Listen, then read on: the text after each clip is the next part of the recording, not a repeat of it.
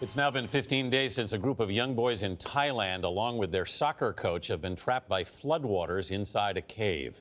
Heavy rains are expected to hit the area this weekend, which could make any sort of rescue attempt nearly impossible.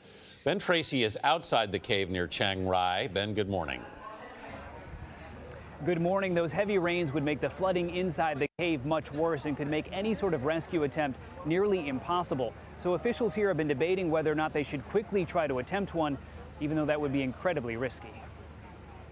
Rescuers say the boys are still too weak and need to learn more about the diving equipment they would use to escape the flooded cave system. We try to set a plan.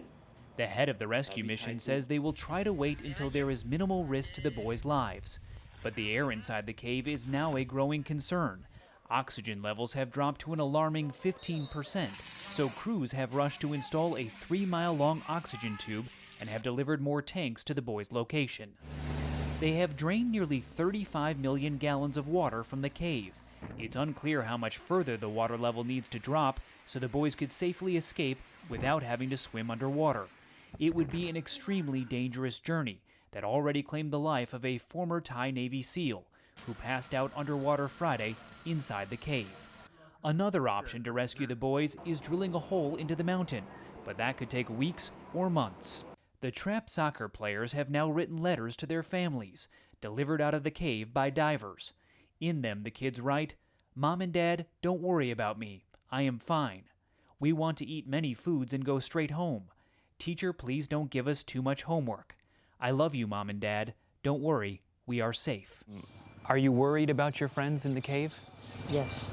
15-year-old Gong Pope is on the same soccer team as the trapped boys. He was supposed to go to the cave that day, but his parents needed his motorbike, so he went home instead.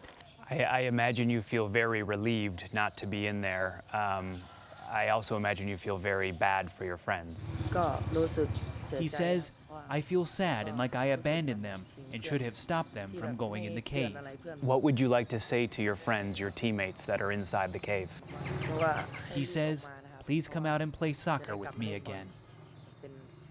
Now, just in the past few hours, we have seen them clear this street behind us here that leads up to the cave. They've also put up this green barrier. We're not exactly sure what they're doing, but they're clearly planning to do something.